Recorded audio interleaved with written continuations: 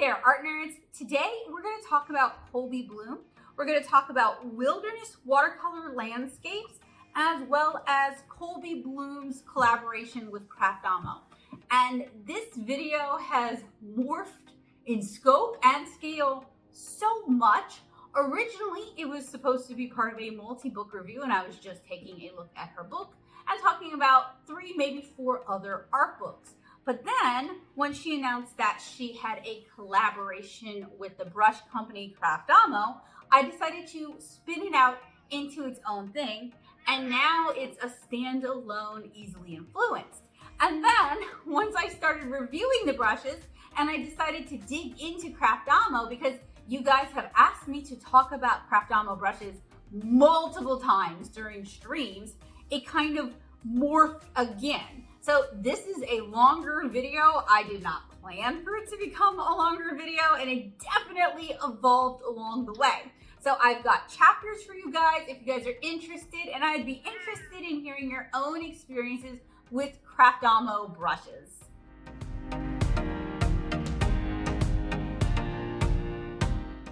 And we are going to start out with Kolbie Blume's Wilderness Watercolor Landscapes.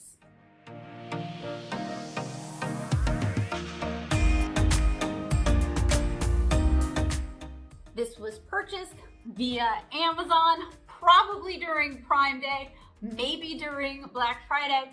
The MSRP on the back of the book says it is $21.99.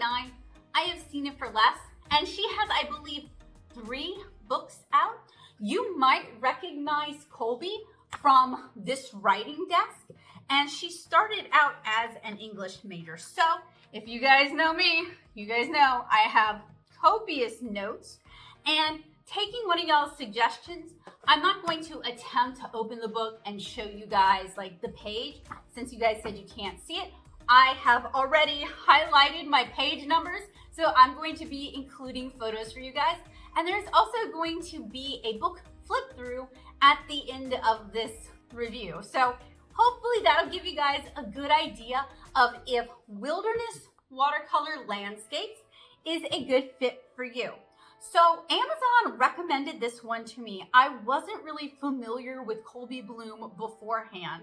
I followed her on Insta, and I also signed up for her mailing list. So this is a Page Street book, kind of similar to Macchino's No Fail watercolor. And Page Street is an imprint of Macmillan. It was published in 2020, and as I mentioned, the MSRP is $21.99. In terms of size, the Page Street books are all about this size, at least so far that I have reviewed, and they're all smaller than most of the how-to art books on the market. So like Macco's No Fail watercolor, Kolbie's book is organized by theme and is very step 1, step 2, step 3 based. As we saw with the Alkali Creek Advent Calendar, I am struggle bus when it comes to landscape. So if you guys don't know me, I'm a watercolor comic artist. So I paint backgrounds and environments, but I wouldn't say that they're landscapes. Giving it some thought, I realized I paint within a distance of 50 feet. And growing up in Southeast Louisiana, where we have no mountains and most of our land is bowl-shaped, and there's probably trees within those 50 feet kind of obscuring your view, it starts to kind of click why I'm not really good at landscapes. So this is an area that I'd like to improve upon. It is an area where I have a lot of room to grow and a lot of room to learn. And that is one of the reasons I picked up Wilderness Watercolor Landscapes. I wish she would have named her heroes. I wish she would have named her resources. I went through this entire book, nothing. Now, can we really blame Kolbie for that? Not necessarily, because this is a very common and frustrating trend with these art books. Very few of them actually cite their sources, have a resources section with other artists listed, have a further reading section, or anything like that that you might hope to see. However, as a Scary grad, I feel like you should name your heroes. She doesn't mention anyone by name, even in the acknowledgments on page 168. As a professional artist, please shout out and credit your inspirations, especially if you are School of Internet.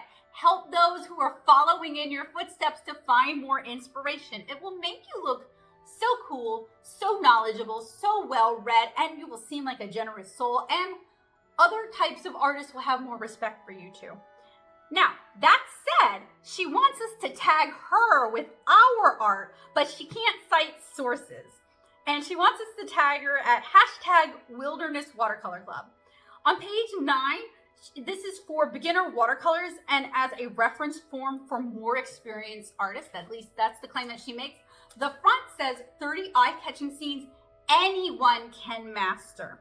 So my question, as a reference for more experienced artists is, are we going to see reference photos? Is she going to include reference photos? Is she going to talk about reference photos?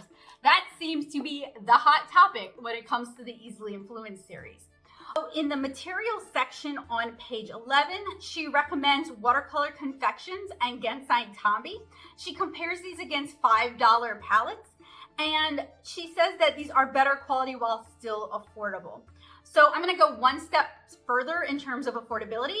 Watercolor Confections is just Mungyo paints rebranded. I have reviewed them. We have talked about them. So if you want a big collection, like 48 colors, go with Mungyo. Her recommendation section has some cute illustrations and diagrams that I really enjoyed. And she only recommends synthetic brushes, or I should rephrase that. The brushes she recommends are all synthetic brushes. There's no mixed fiber or natural fiber brushes. She has a lot of good advice. I wish she'd cite her resources or further info at the back.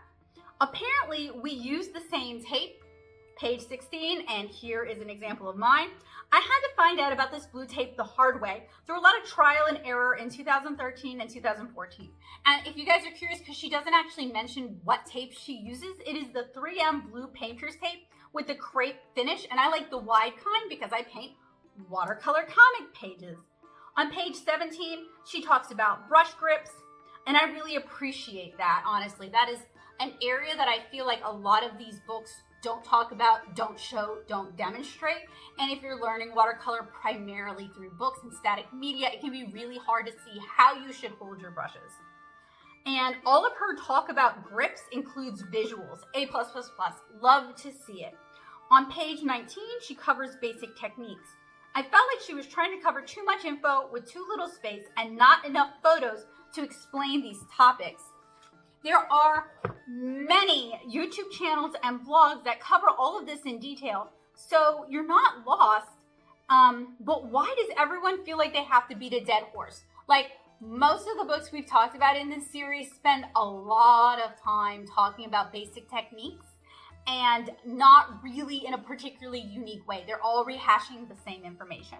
Makachino's book by the same publisher has the same issue, and that makes me wonder if this is maybe a Page Street issue, just pushing their artists to cover the same ground to take up space. I'm an intermediate painter, and so far she hasn't said anything I haven't heard and taught myself 1,000 times. This book is more for a beginner with access to YouTube than I would say it is for an intermediate artist. Like, the whole section is wordy yet rushed. Hello Watercolor does a better job introducing techniques with lots of good examples. So if you are looking for that, like, I'm just getting into watercolor, what's a good resource? Or you're an intermediate artist who's looking to learn a lot of new tips, Hello Watercolor is great. I highly recommend it. I wish 23 pages weren't so dedicated to just the basics. I'd rather see her growth, her art process, her sketchbooks, her studio, her desk, her palette. If she'd used her own unique voice and personality, if she had chosen examples that are specific to her and her art and the kind of art that she likes to make, that would be better, but it's so generic. On page 22, she mentions failed color palettes in one of those massive walls of text, but she never shows us. I want to see your failures. How do we learn if not from failure? And many people learn quite well from other people's failures. Bring out your dead. Show us your failures. On page 25, so 25 pages in, and we finally get to techniques unique to landscapes and not just common watercolor knowledge. Why is she not talked about atmospheric perspective?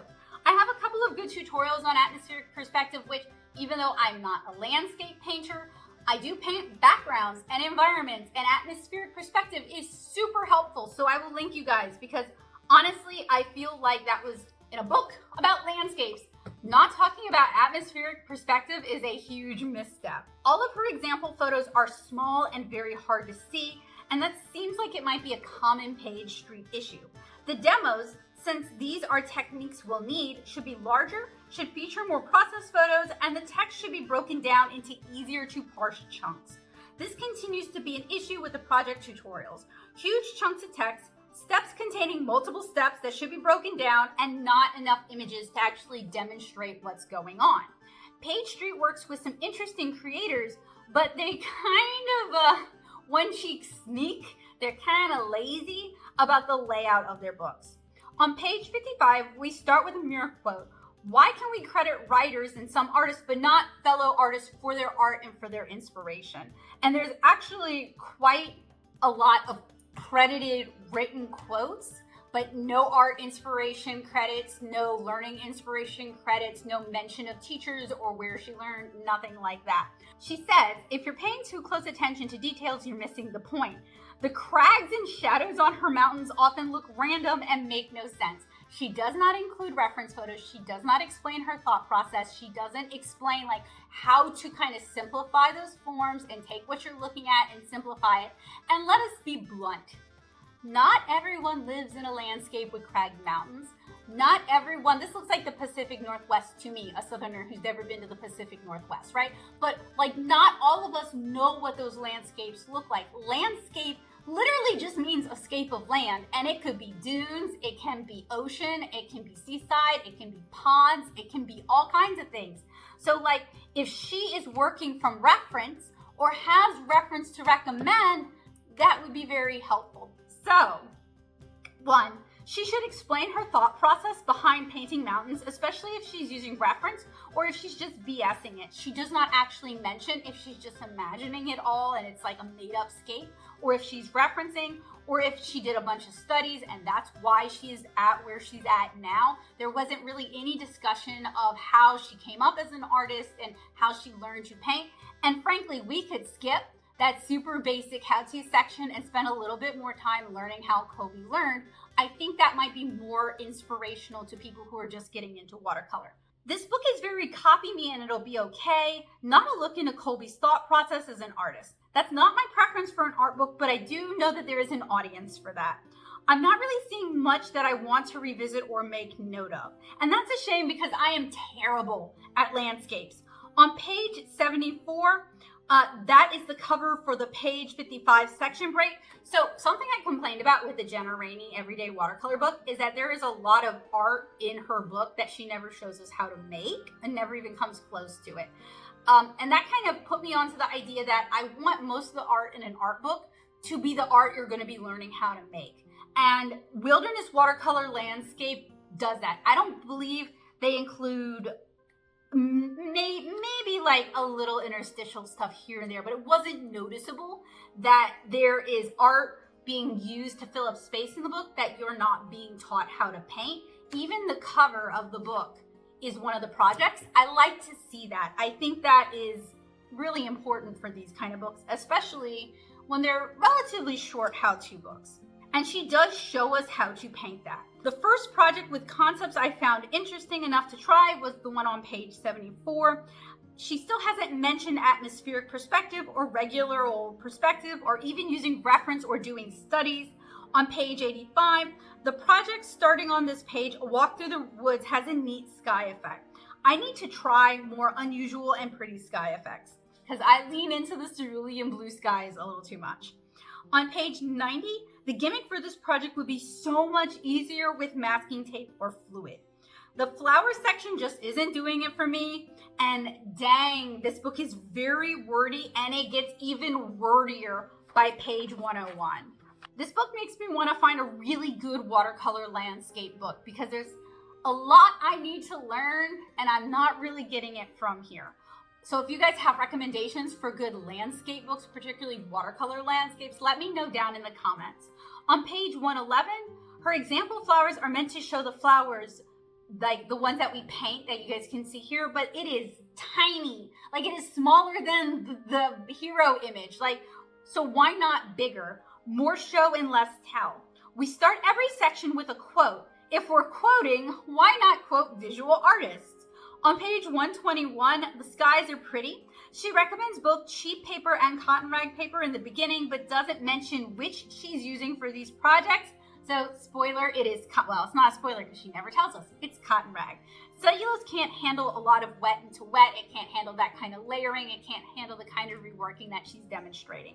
On page 138, the project in question is Superior Waves. She handles the wave prettily. I wish the demos were bigger and she explained how to think about the shadows rather than just trying to copy her and trying to understand the marks she's making with no explanation. She uses gouache to handle the highlights on page 143. It works, but so would masking fluid. She might just be more comfortable with gouache though. The cover project is on page 151. Skies are really her strong point. Sometimes she includes a sketch like on page 155 and sometimes not. The section header hero images are sometimes not actually in that section. For example, the project shown on page 54 is actually on 160. So, what are my final thoughts on wilderness watercolor landscapes? All right, this book really isn't for me, but the fairly simple projects might be just the inspiration you're looking for. I'm gonna hold her kind of accountable for this for a few different points. So this is supposed to be good for beginners and for intermediate painters. It promises eye-catching scenes anyone can master. She has a lot of just text, just walls of text that your eyes kind of glaze over. Those need to be broken up. That's probably a Page Street problem. Every single project in this book needs more in-process photos. I noticed that it was kind of an issue with Macchino's book as well. I'm going to blame Page Street for that. They may have told their artists to limit the number of photos, or maybe Page Street is not aware that for art how-to books you need a lot of photos. And another problem with these Page Street books is that all of the photos are kind of like pulled out of the whole image. With Chinese and Japanese how-to books, they will like really zoom in on the specific technique they're doing so you can really see what's going on. The fact she recommends colors for each project, which is great. I like that. That's not my problem, but she doesn't actually just disclose what paper she's using, which if you're a beginner watercolor artist, this is gonna be a huge tripping point, especially because she does recommend cheaper papers at the front of the book that I know for a fact, because we use a lot of the same papers, are not going to handle these illustrations. She mentions liking Blick Premier paper. That is probably the paper that she's using for these. I love Blick Premier as well. It's a good cotton rag watercolor paper. I use it for my unboxing swatches. I wish she would have just said that. She already mentioned it at the front of the book, and I think that would have saved some of these other artists a lot of pain. I find it frustrating that there's no mention of doing studies. There's no mention of using reference. That is something that for beginner artists needs to sometimes be explained and often needs to be demonstrated. A lot of people are not taught how to use reference in their art education. Like they just aren't, and that's not their fault. They're not poor artists because of it. It's something that gets taken for granted and not demonstrated as fully as it should be. She also talks about how she is self-taught / school of internet. I really feel like it is remiss to not mention some resources in the back of the book, some additional reading, some additional viewing, to not mention any other artists but yourself. I don't like that, but part of that might be the culture that was going on at SCAD while I was there, of that we stand on the shoulders of giants. We are the product of the artists who came before us, and you should be proud to have been influenced by these other artists. This book suffers from the same issues that plague much of the easily influenced book, especially Page Street books. Not enough step-by-step photos that demonstrate techniques, too wordy for a how-to art book in my opinion, waste time at the front covering well-trod ground, but not in a unique way. We never really see how Kolbie thinks about these things, how these things are important to Kolbie, how this has influenced her art, why this specifically brought her into art. We don't get to see her process or her developing these projects or her sketchbook or anything that would feel personal and relatable and would be enjoyable to those intermediate artists that this book is claiming it is also there to serve. Also, all of that would be hugely inspirational to beginner artists. She doesn't mention or include reference. There are no nods to resources or inspirational artists. So, if you've read Wilderness Watercolor Landscapes and found it helpful and used the tutorials, please let me know, because I am becoming increasingly aware of how in my own head I tend to be, how I tend to look at things from a very myopic point of view, particularly when it comes to art how-to books. As somebody who, yes, I do have some formal art education. However, I learned how to watercolor from friends teaching me, from books that I read, from store blogs that explain basic processes. I didn't have a teacher sit down and show me how to paint. I had to learn through the generosity of friends, taking free workshops, and through a lot of trial and error. So I have read a lot of books on this topic. I have watched a lot of tutorials on this topic, and I've had people show me a lot of things. So I feel like if there's things to learn, I should be picking them up. And I haven't disliked every book in the Easily Influenced series. There's been several that I've really liked and that I highly recommend. On that note, if you are a beginner artist or an intermediate artist, or you just want to read more art books, I have a video that I just released of my recommended reading. I think you guys will really enjoy it, and that'll give you guys kind of an idea of what I like in art books. Now, I did tab several pages, but often it's because there were sky techniques that I really liked that I wanted to bring in. If this book was beautiful skies and just focused on skies, some of my pain points would still be those pain points. The photos are too small, it is too wordy, but the art would be a better fit, in my opinion, for what I'm looking for and what is demonstrated and projects that I personally found to be interesting. But if you like this book, if you think I've missed something, if you think I'm misunderstanding something, or if you think I am wrong, feel free to let me know down in the comments below. I welcome discussion.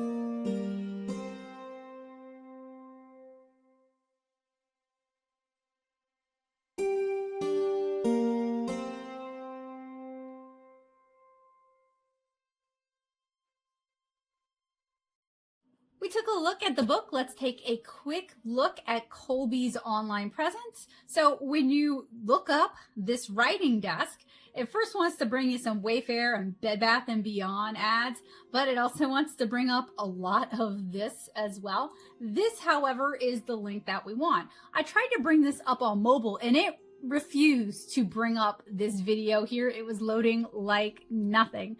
So while it is gorgeous, it might not be the most mobile friendly website. So if you're trying to look at her stuff and it's just not pulling up anything, take it to a desktop, friend. So she already begins by marketing herself to aspiring painters with "Your inner artist is calling, creative adventures happen here." the big old like hero image, hero video, and then we have the socials over here. That's kind of a trend that I've noticed with some of these influencer sites. It is certainly very appealing. If you think you're terrible at art, you're in the right place. Look, I get it. As much as you want to believe the whole everyone is creative nonsense, you know what you're capable of. And so far, it's proven to be anything but creative genius. But what if I told you that you don't have to shoot for creative genius? What if even just a little imperfect art every day could give you more courage, clarity, and connection in your life? My name is Kolbie, and I'm here to help make space for your creativity.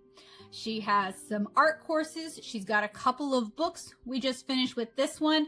I am considering ordering her third book, Mastering Light in Watercolor. Then she asks, you up for a watercolor wilderness adventure? Free painting the wilderness watercolor challenges. And then she has an Exploring Watercolor 101 section here. Creative watercolor landscapes, 5 methods for expanding your creative boundaries. Now, I found in her book, she doesn't talk about reference, and she doesn't talk about having a sketchbook, and she doesn't talk about having sketches, and she doesn't explore her thinking process. So I don't know about this. However, it is a collaboration with Let's Make Art. So we have talked about Let's Make Art. We have looked at some Let's Make Art art kits. We looked at Let's Make Art's advent calendar, and we also took a look at one of Sarah Cray's floral books. So I like the Let's Make Art kits, and I think those are really pretty good. And she does promise that all the supplies are included. And then we could get some personalized feedback on how to build a healthy creative mindset, answer a few questions to discover who your inner critic really is, and how to create with confidence and clarity. So I have kind of a question. In fact, we can talk about this as we read her story. So I want to start out by saying, I think anybody can learn how to make art. I think anybody can learn how to work towards being an artist and creating expressive art that speaks to other people. You absolutely don't need to go to art school for that. That said, teaching art and making art are 2 different things. And I do think you need to be taught how to teach, at least somewhat. You need experience to teach. And Kolbie is a relatively newer artist, learned via the internet, according to what she said in the back of her book, and she was an English major. So what I want to know is, where did Kolbie learn how to teach art? And really, this isn't just Kolbie. It's a lot of these art influencers who learned via the internet and have not taken in-person classes. Where are they getting their teaching experience from? And just a little skin in the game here, not only do I teach in person, but I student taught when I was in undergrad. I volunteered at my former high school. When I was in grad school, I did multiple teaching internships, including comics in the curricula, as well as student teaching a SCAD class to undergrads in the sequential art department. And I taught at 2 separate schools, one of them an inner city school, and then one of them a charter art school in Savannah, Georgia. I have taught at conventions across the country, and I have taught through Nashville Community Ed, as well as Plaza Art, as well as the Little Art House. I've taught private lessons. I have taught classes of library patrons who are interested in watercolor.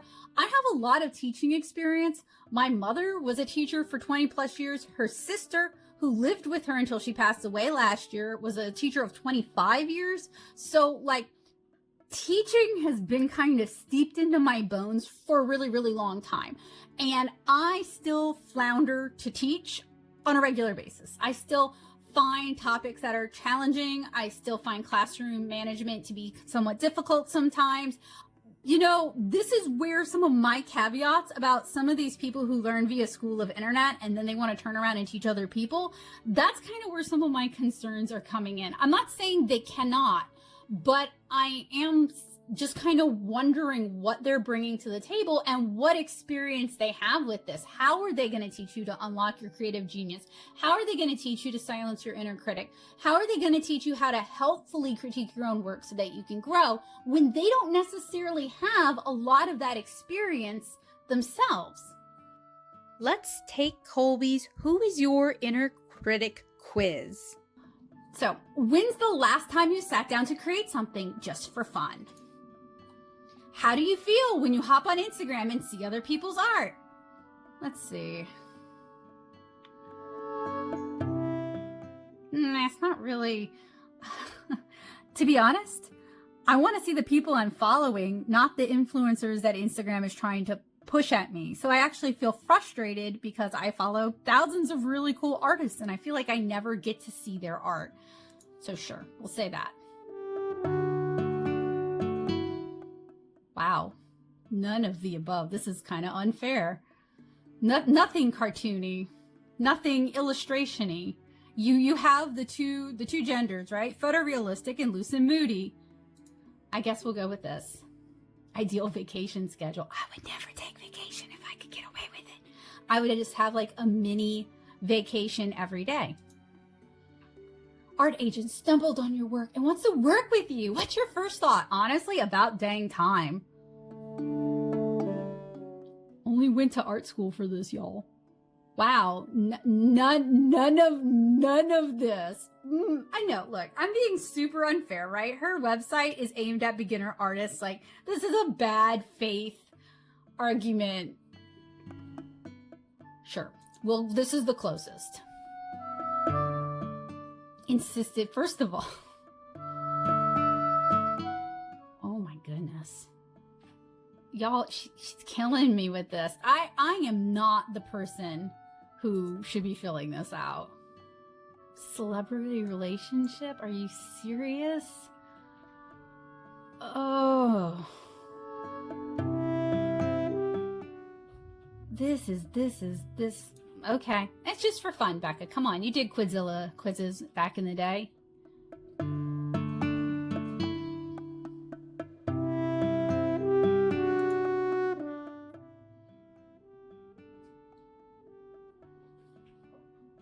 Well, this is ADHD, so I mean, you know. Oh dear, art tutorials. I want written, actually. That's why I bought your book. There, that's close enough. Oh man. None of these are very... Okay, first of all, like, I teach teenagers, right? So I teach a lot of people who are newer to art. They are still considered newer artists. They are a valid category of learning artists. These are the mentalities I actively am trying to teach them out of. The whole like, thanks, thinking to yourself, you're wrong, but, or, oh, I mean, I actually kind of hate that one, but yeah, thanks, or that's nice of you to say, or, well, there's actually a ton of mistakes. Like literally every single one of these is things I'm trying to teach. We work on our students not feeling this way. And I teach even younger than teenagers. And one of the things I love about teaching even younger than teenagers is they love art. They do not see themselves as good or bad. They think they're great. They care if you understand what they're drawing. And like, to me, that is the beautiful thing, right? So like, where did you even get these? Who have you taught? Where are you getting these answers from? I know a lot of older coming back to art artists struggle with a lot of this. A lot of this is like internalized, but like none of these are good. I'm just going to go with this and assume I was catastrophizing. Mental block with art is dying on the internet. Sure. Oh, you already have my email. Hang on a sec. Ooh, snap. I am the worst critic. I get compliments on my work and creativity all the time, but I know it's really not that good. What's the point of trying if you're never going to improve? Kolbie, who wrote this quiz for you? How did you get to this? All right, so circling back, right? So we did the quiz. Let's take a look at her art courses. Oh, I'm not an artist. She has an artist cooperative. My new watercolor family. Let me see how, okay, so we would get a live watercolor workshop, a mindset deep dive and Q&A. Kolbie, you didn't even do that in your book. community challenges, an exclusive peek inside my art business, access to my mini course library, and more. Take me there. So you still can't, why are you boyos? This is somebody's market. This is somebody. It's not me, it's somebody. I just have to remember that. But like a lot of the self-talk, she assumes people are like, I kind of feel like they wouldn't be here at your website trying to learn more if they wanted to be negged like this. Like, I know you're trying to be encouraging, but creative souls like ours thrive with connection. Feeling stuck on your watercolor journey? Yeah, I think I'm just overly projecting, because like I assume she's creating all this from like a very personal place, like things she has struggled with, things she's had a hard time with. So like I feel like I am using my schema of looking at art and looking at the world, because I went all in on comics from like a really early age. So my worldview regarding like art and improvement, I have been working to not be so self-critical since I was like 12. So like I need to like stop seeing it through my schema and try to see it through her schema. Oh, this is a sales funnel. Do you guys remember the Watercolor Devo sales funnel? Like this is a lot of sales funnel. I think I asked y'all last time if these kind of sales funnels work for y'all. What does it cost? Oh, we get the projected value. Oh, and it's a monthly subscription. Okay, $97 for a live watercolor workshop every month, plus the edited replay. Private non-Facebook community. That is also somehow a $97 value. So this is a community of other artists. It's like a walled garden. They've paid to be here, but these are artists who are also bringing their experience to the table, and they are probably not being compensated by Kolbie for what they're bringing to the table, but Kolbie is making money off of it. Live mindset deep dive and community discussion like it's a mastermind class. $97 value. Where are you getting these values from? Bonus access to mini course library. It's a $199 value. Does this just mean like TikToks? Quarterly community challenge. Okay, so is this kind of like, we saw this with Watercolor Devo, right? Except when Watercolor Devo was talking about it, even though I was being a little flippant with it, like Watercolor Devo has a lot more experience, has more formal training, is older than both Kolbie and I, so probably has more life experience to bring to the table, has worked with like art licensing companies, right? Like, so Watercolor Devo theoretically is bringing that value to the table. $149 value for a community challenge, but we can just pay $29 a month and we could join the wait list right now. I love how she's going to teach us how to paint what you see, watercolor landscapes from a photo. She did not talk about photo ref a single time in her book. Okay, so I know I'm being real harsh. Here's like where I'm leaning with this, okay? You got to dentist system this to a degree. Like, you have to demonstrate value. You have to walk the walk. I bought your book in good faith. If these are the values you are claiming your classes that are behind a paywall in a walled garden, if these are the things you claim those will present, your book that I paid for should have mentioned that, should have demonstrated that. It didn't have to do it in full, but I should have seen inklings that you were this kind of artist, that you were this kind of person, that those were your goals.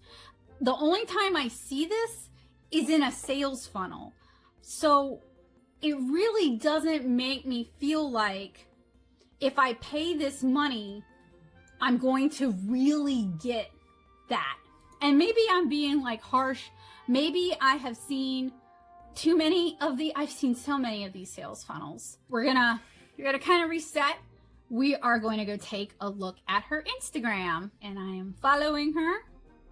Art for Recovering Perfectionists. Subscribe for bonus tutorials and BTS. Painting the Wilderness Challenge. Books, supplies, and links. And let's see. her links page, her Let's Make Art, the Painting the Wilderness, her supplies guide, and Exploring Watercolor 101.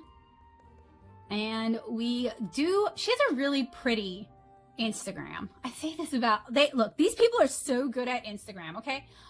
Real. Does she just do reels at this point? This is like a video. Oh, it's an Instagram live replay. Okay. All right. That makes sense now. These are all reels. Oh, a carousel. And I know there's like a rhyme and reason to how you do this. There's so many reels. And let's check out her YouTube. All right, so we have some, let's see. Are these full videos or what? 11 minutes, 15 minutes. They're probably time-lapse videos. That's fine. Kind of nice little succinct chunks talking about, it looks like maybe her painting the wilderness challenge. So I do actually like that she has some videos to give us an idea of what this challenge is going to look like, what the content is going to be. She's created some playlists. She has, how many videos does she have? Okay, 109 videos. So it's actually pretty bite-sized, and it looks to me like she's recycling some of her reels as shorts. Nothing wrong with that. Okay, like social media has so many demands that it makes sense. Let's see if her community tab has anything to say. Oh, it's been a little while. Okay, so basically that is this writing desk online. She has a real bumpin' Instagram, very cute, lots of reels, probably gets a lot of engagement. Her YouTube channel last updated 4 months ago. Maybe not quite as bumping. She just has a few more subscribers than I do. How many views? Oh, but she gets a bunch. She gets buku views. Well, never mind. I didn't see a Facebook. I did see a Pinterest. Not gonna click that. I'm good. And on her website, it felt very sales funnel-y, which I know that's kind of the goal that a lot of these actually did. Her site even have a shop? Let's see if we can find a shop. Surely she has a shop, right?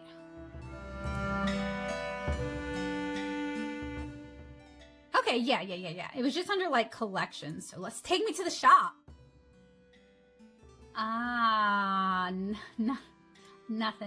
Nothing. So she technically has a shop. It's technically down, probably because she was working on another book. I can understand that. So if you enjoy Kolbie Blume's art and you are not really willing to pay for one of her classes, but you do enjoy her art, unfortunately, it doesn't seem like you can buy her art at this time. All right, my friends, so we just talked about Wilderness Watercolor Landscapes by Kolbie Blume. And I have to be honest, this is a little bit of recording magic. I read this months ago. It's been sitting and waiting to be edited. I was going to do it as like one of those several book reviews. But then in her email subscription newsletter, Kolbie announced that she was going to be releasing some brushes with Craftamo. And I've heard some things about Craftamo, good and bad, and I know they partner with watercolor artists pretty frequently, but I figured, to be fair, I have said before, I wasn't really that interested in talking about reviewing synthetic brushes, but I've been using more and more synthetic brushes in my watercolor art, finding more and more uses for them. So I feel like if I can just go into it with an open mind and an open heart, knowing it is synthetic and making allowances for the pain points that I think synthetic commonly has, I think I can be pretty fair about it, especially because more and more artists want synthetic brushes. Some people do call them vegan brushes. I think there's a lot of points in the process where a brush might not be vegan just because it's made of synthetic fiber. So I caught myself from necessarily calling it vegan brushes because I'm not sure, but there's a lot of reasons why people might like synthetic brushes. So I thought, if something seems appealing and it's something I might be willing to try anyway, I could talk about it with you guys. Maybe kind of work on my flexibility, work on trying some new things. And also while I was at NAMTA, I had the opportunity to try several synthetic brushes from different manufacturers like Princeton and Da Vinci, and some of them are a lot better than what I've been used to. So, you know, trying to broaden my horizons here, and I thought this would be a good opportunity to try something new. So when this very nondescript package from a warehouse manager in Inglewood, California arrived, I wasn't entirely sure what was inside it. I mean, it literally is the most nondescript packaging I have seen, very drop shippery.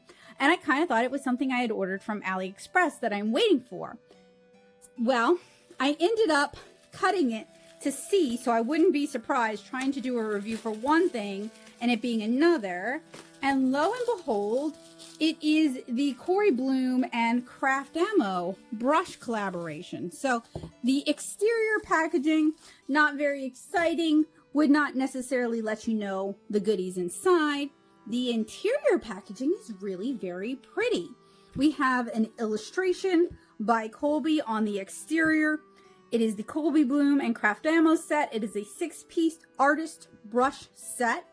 And that's pretty much the packaging in its entirety. Now, another rationale I made when I purchased this is I use synthetic brushes a lot for fine lines, fine details, and for applying masking fluid. So even if these are not like the best fit for me for, you know, watercolor techniques, they will still get use as fine liners, as detail brush, as dry over dry brushes, as masking fluid brushes. Okay, so this is it's a very nice box. I will give them that. It's a magnetic case, and it's actually fabricated so nicely that I could not tell that it was a magnetic case. So you open it up from this side. Blume x Craftamo, this writing desk, Craftamo, Blume x Craftamo. If you love it, share it. Of course they'd love that. It's user-generated content. They don't love it when you don't love it though. And then inside is kind of a nice print of the cover. And it says, the Blume x Craftamo limited edition artist brush collaboration delivers 6 of Kolbie's most loved brush shapes and sizes, beautifully presented within a Blume original gift box. Our 100% cruelty-free brush hair provides the perfect amount of control that Kolbie expects from her brushes. Combining this with recycled silver ferrules, not actually silver, it's going to be like probably an alloy, and glossy moonlit ocean blue handles has resulted in a visually stunning brush set that delivers exceptional performance. Then they have information on cleaning your brushes. I just use Masters brush soap. I really like it. On occasion, with a natural hairbrush, I'll also use some baby shampoo or some baby conditioner just to kind of help reform it. And then we can follow her on social media. So to circle back to this, I own synthetic brushes. I own pleather belts. I own pleather shoes on occasion. My problem is when we try to posit this plastic-based material as being vegan or cruelty-free. It is still coming from oil. It is still being mined. That is still a very destructive process. My dad was an oil engineer. I have a minor in earth environmental science. I know it's a destructive process. I lived the results of that destructive process. And even if that weren't a destructive process, once we are finished with these things and they go in the garbage, unlike natural fibers, they're not ever going to biodegrade. In my opinion, if you truly want a cruelty-free product, perhaps something that is more sustainable, like sheep's wool, goat hair, something that doesn't require the life of the animal to harvest some of its fur to make brushes with, might be an area we could look at. We could also look into human hair brushes. I know that sounds a little bit weird, but I think this is kind of greenwashing. We're kind of masking what's going on so we don't have to actually solve the problem. So, like the plus side to animal hair brushes is they will biodegrade. They're not going to, they can if you take good care of them, last a really long time, but they're not going to sit in a landfill forever. the downside is it comes at the cost of a life, and often that life is lived in really terrible conditions. So I'm not really in favor of that either. If they had just sold it as a synthetic brush, if they didn't try to call it cruelty-free, if they don't refer to it as vegan, I wouldn't have these comments to make. But I do think it's just marketing spin to make a synthetic brush a little bit more appealing at the price point that they want. And these were fairly expensive brushes. I already brought up, I think, the scroll of my receipt for these, but I'm going to remind you guys how much these cost. All right, so this was purchased July 12th, 2024. The base price for this 6-brush set of synthetic brushes is $65. The shipping is $12.99. Oh, Becca, you're a fool. So in total, I paid $77.99. And if you like what I do and you want to support me being able to do it, please keep in mind that things like this are purchased with funds from my Patreon. You can join me at patreon.com/nettosoup, because generally things don't just get sent to me, and specifically this did not just get sent to me. So in this is an expensive synthetic brush set, you know. All right, we have one very large 16 round mop, and then we have 5 very small brushes. We have this one is stuck. We have a size 8. I think there was like glue or something holding it in. We have a dagger in a 1/2 inch. This also smells very strongly the way AliExpress stuff smells. That like very sweet synthetic manufacturing kind of, if you know it, you know it. Like it smells really strong. Size 8 flat. I gotta be real, y'all. Already handling these don't feel like a premium product. They feel very light. The handles are very light. They don't feel very well balanced. They just don't feel like what I paid for. This is a size 2 rigger, and then this is a size 2 round. So realistically, these are all brushes I would use in a synthetic for various applications. And to be very real with you guys, my Cotman brushes look and feel better than these brushes. They have a plastic cap, there is sizing, and these are golden tack-on. There is nothing special that I can see from the get-go about these. There is no flagging to like Jerry's Artarama, their mimic brushes have waves in the hair to hold water better. They're actually a pretty good synthetic. Princeton started introducing that. I think Cosmotop has also introduced that. These are not that. These are 100%, in my opinion, these are, you know, the box is beautiful.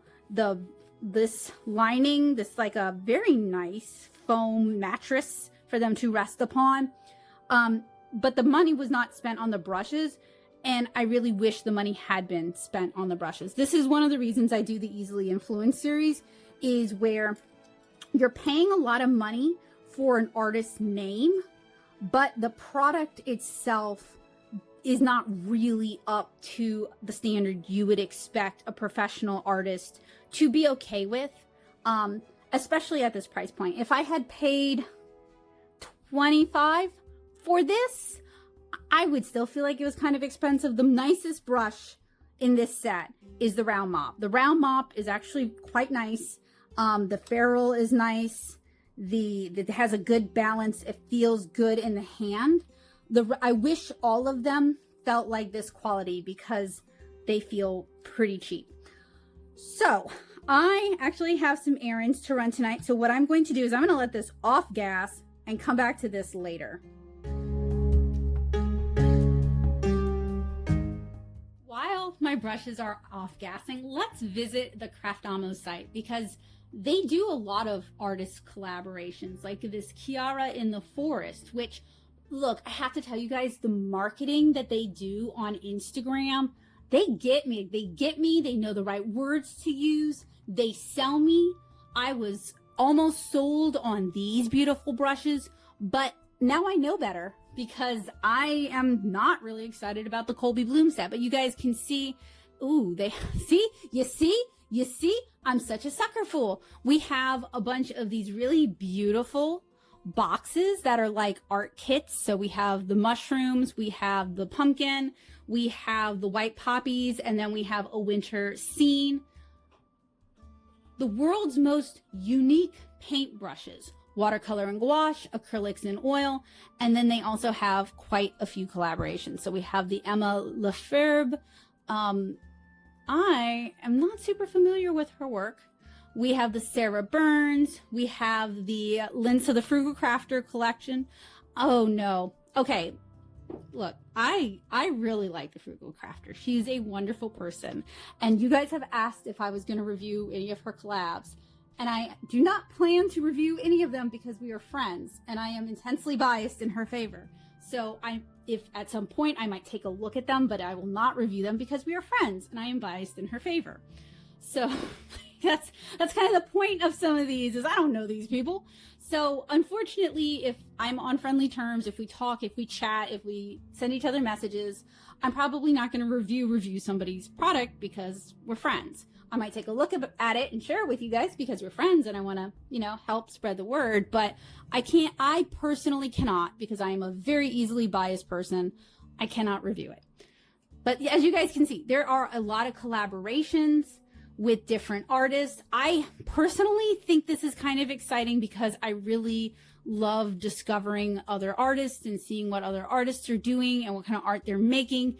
I don't have a lot of in-person artist friends at this time. So, you know, I really like the internet for being able to introduce me to new artists whose work I like. I also kind of like that they do have some anime, some like more illustration kind of, like they have I'm a Wonder here, these kind of brush sets, and they are very pretty and very aesthetic.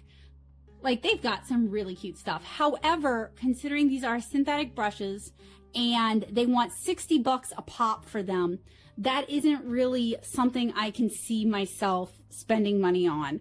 But again, spending money on it, again, burn me once. If these brushes had been amazing, that might be something that I could justify.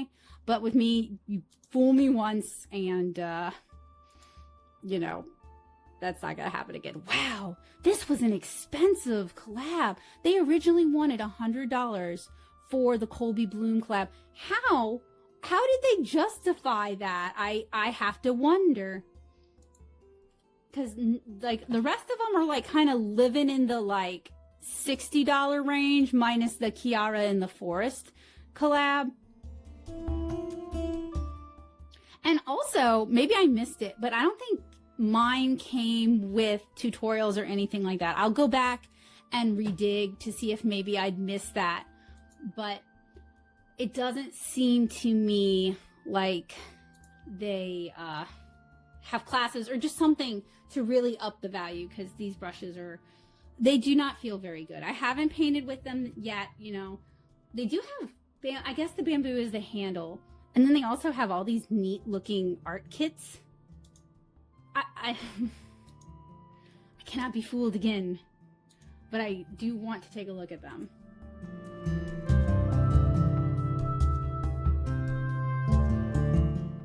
This one does not quite fit with the rest of the theme. It's cute as all get out. As someone who's into Lilliputian stuff, I love the idea, but it doesn't really fit the rest. So what I kind of think is going on is I kind of suspect this is more of a drop shipping sort of service. They're getting their stuff manufactured and then they white label it to fit their own branding. And that's why they can do so many different collaborations. And that also might explain the price point that some of these things are at. Oh, have I been horrifically off screen this whole time? I am so sorry. Give me a sec. I'm so sorry about that. I have been just terribly off screen this whole time. So I appreciate your patience. I mean, some of these brushes do look like this is a black and gray brush hair. They don't necessarily talk about what kind of hair, what kind of fiber they're trying to emulate, which is another kind of red flag for me. These look, and it could be the sizing, they look pretty stiff to me, especially like based on what I'm seeing here. And again, that could be the sizing. I don't have these. I don't know. It just says cruelty-free brush hair. It doesn't really say what kind of fiber they're trying to emulate.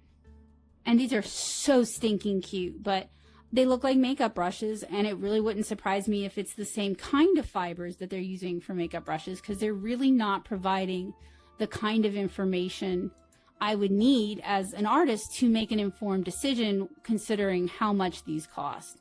Same thing here. These also look like, actually these look really stiff, like maybe these are meant for gouache. It does not seem to say that, which is not helpful. And these look like they're trying to emulate a hog hair bristle, but to be real, like the color choice they're using is giving Five Below. Like I'm pretty sure I've seen, not literally, but it looked a lot like the ones you can find at Five Below. We're gonna go back to over here. We're gonna find the Kolbie Blume collab, or this writing desk, and just see if it gives any more information, because I do want to be as fair as I can with this. I definitely was expecting more, and the box is really, very nice, and it really set my expectations. And then the brushes themselves, minus the mop, just do not feel like a premium product. Cruelty-free brush hair that provides the perfect amount of control that Kolbie expects from her brushes. She does actually talk in her book about what brushes she uses, and we did actually talk about what brushes she uses, I believe.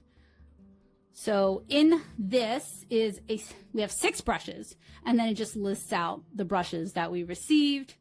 Cruelty-free Taklon brush hair, recycled silver ferrules, moonlit ocean blue wooden handles, and this is for watercolor painting. So if I do scroll down a little bit more, let's see, cruelty-free black and gray Taklon brush. This is a different one. I wanted to see if they're using all the same hairs. These are for watercolor, gouache, acrylic, and inking. So these are supposedly for everything, but a lot of artists do actually have preferences. Like I don't use my inking brushes for watercolor until they are no longer fit for inking, because using them with watercolor will grind them down. Watercolor brushes I find are too floppy to be useful for me with gouache. The kind I like hold too much water to be helpful with gouache, so I need something stiffer. Same goes for acrylic. I never use my watercolor brushes with my acrylics. So I find that to be a little misleading, considering they are doing artist collaborations, and they are probably trying to appeal to fans of these artists who may not be as experienced artists themselves. They just may not know. I don't love it. So this is the Alma Luna. So Taklon brush hair again, and this is claiming gouache, acrylic, and watercolor. I wonder if the Kolbie Blume is the only one that's going to claim one material. This is the I'm a Wonder. I wonder how much they're getting paid for these collabs. Again, Taklon. This time it's rose gold brass. Watercolor, gouache, acrylic, and mixed media paint. Well, yes, if you're using these, it is going to become mixed media at that point. The Kiara in the Forest. This is another $100 one. As you guys can see, they're trying to do the thing where they're trying to force you to buy something. What is it? Scarcity. Artificial scarcity. Because they could make as many of these sets as they want to. Taklon again. So it seems like they're only using Taklon despite the color of the bristles.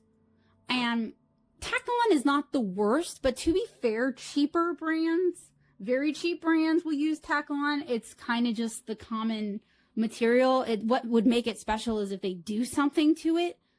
And this is for gouache and for watercolor. And if I'm being harsh, it's because they want $60 for these brushes, and I do not feel like these are $60 brushes by a long shot. Cruelty-free cream and purple. Do not know how the paint itself, how the lacquer they're using is specifically cruelty-free. One Taklon brush hair. Oh, I'm sorry. Taklon brush hair.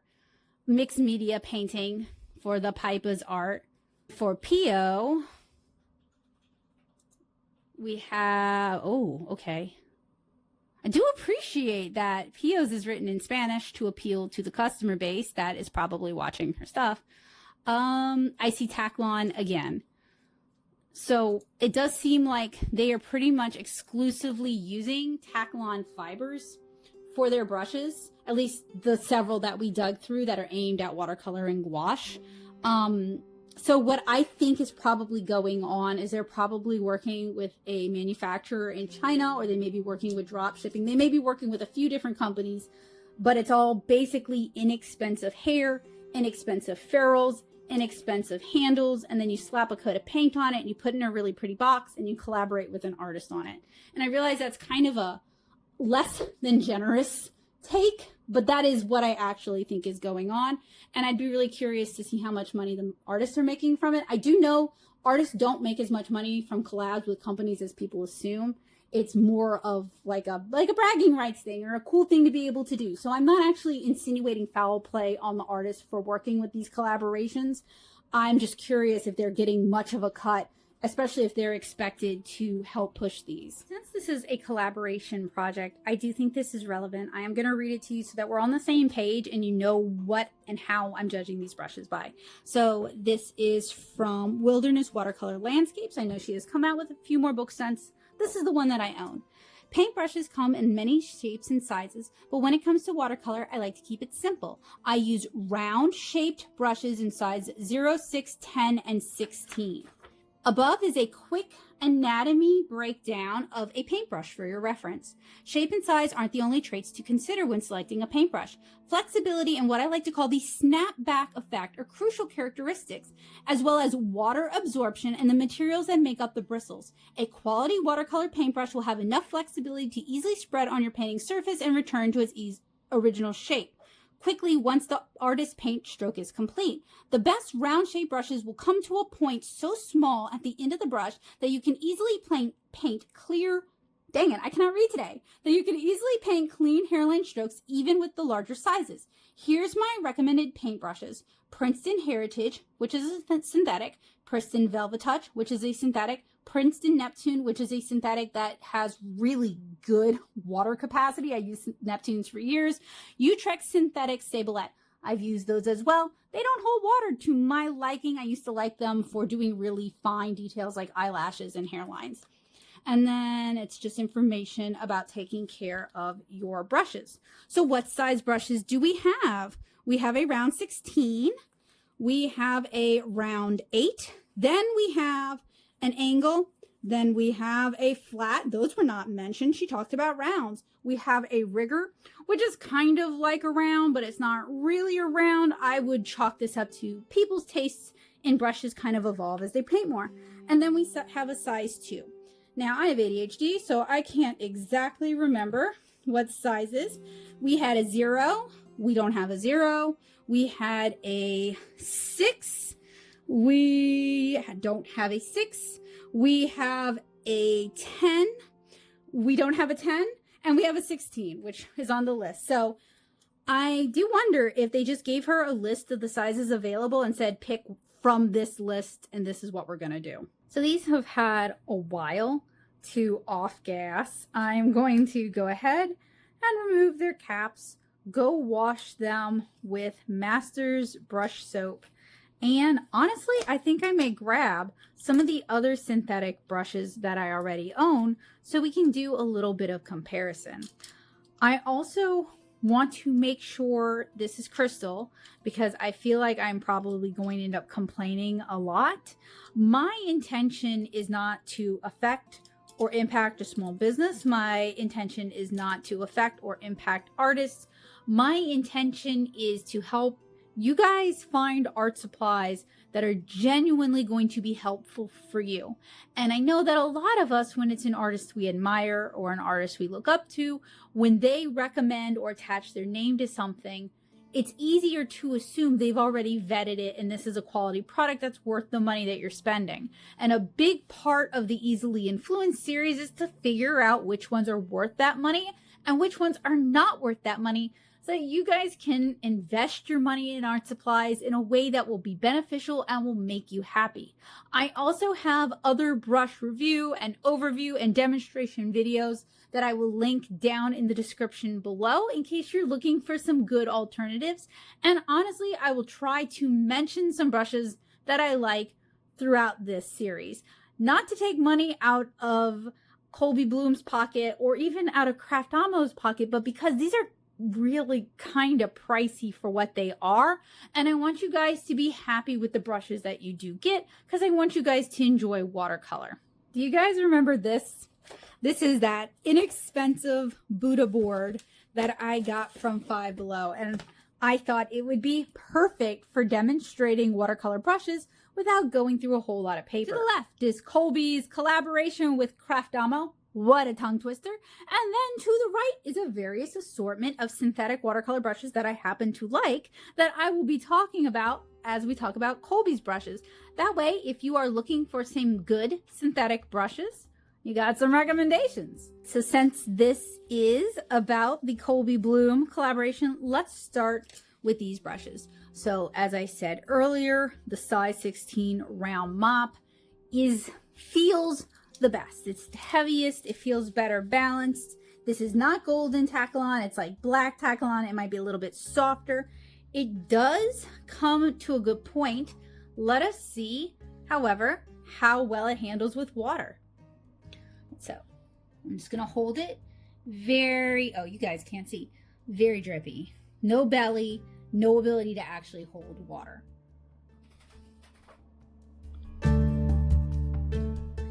It does act as a mop, good coverage.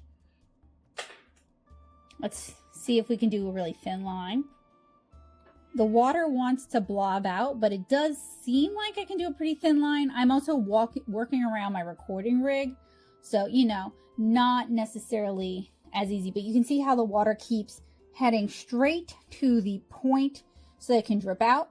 I would prefer to see better water control, and that's one of the reasons I prefer mixed fiber and full natural hair brushes. However, that is really expensive with these kind of larger brushes, so generally, unless I'm working with a quill, I will use a synthetic or a mix for that. Next, let's try the size 8 round. This doesn't feel as nice in the hand. It is a pretty brush. I do like the unusual color, but it's not like, it doesn't feel super great. Okay, this one also seems to want to drip. It does seem to come to a decent point. That should honestly be expected though with a synthetic brush. There's not really a good reason for a synthetic brush not to. And it is pretty standard. I'm going to try to draw a really fine line, and I can tell the water is going to bead on it. So it's pretty standard for a synthetic. It's not terrible. It's about what I would expect, but I do feel like it was kind of overpriced for what we were getting. I'm going to switch over now to the angle. She didn't really mention liking angle shaders, but you know, this is a 1/2 inch. Not a lot of ability to hold water since it's a synthetic. It's fine though. Like, it's not, these are not terrible brushes. They're just overpriced for what you're getting brushes. Next, we're going to take a look at the size 8 flat. Same thing as the shader.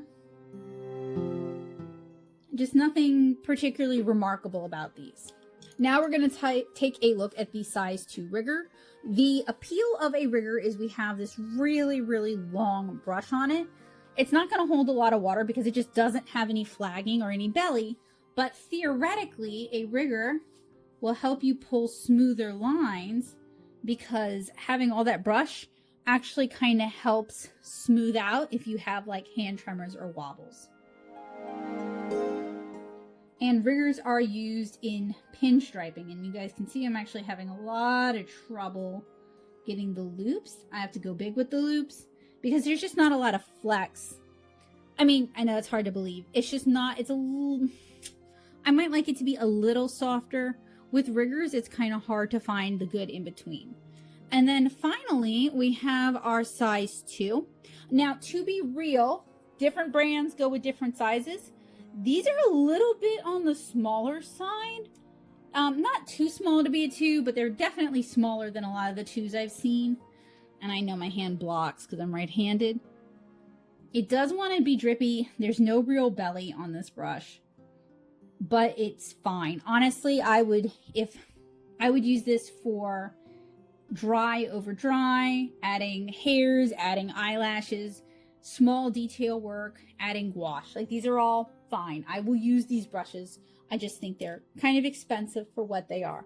So I'm going to give this a chance to dry, and then we can talk about the other brushes that I've selected. All right, so while we wait for that to dry, I pulled up the Craftamo Amazon page because they actually have a lot more stuff than what they have on their website. And I honestly think it's a little bit weird that it's so divided. Like, I kind of understand why. Like, one side, they're trying to be premium. They're trying to appeal to artists. They're trying to showcase all their artist collabs.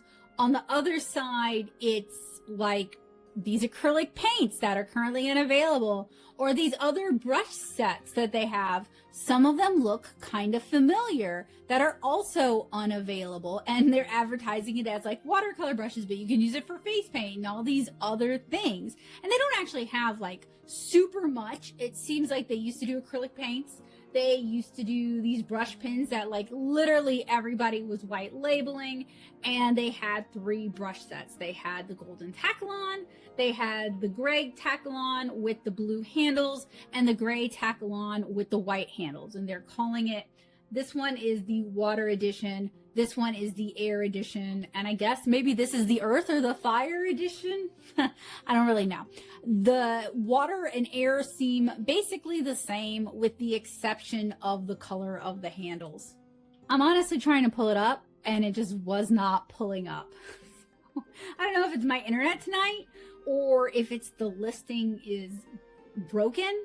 Basically what I did is I hit backwards because I had actually Googled Craftamo. I wanted to see if I could find out who makes their brushes. I'm still digging on that. We will see if I can find that out. It's gotten very hard to find out who makes what these days. But it pulled up the Air Edition in the, I actually don't even use Google. I use DuckDuckGo. It pulled this up. So I clicked go to the Craftamo store to see if they had more. But these are basically not available. They are made of acrylic, and they are for oil, acrylic, and watercolor. So I feel like for a while, Craftamo was in the same kind of space that Meaden's in, that Diane W's in, that a lot of the alphabet soup kind of brands are in. And the way they decided to try and diversify, try to make themselves stand out, is by doing these artist collaborations, which is honestly not a bad idea.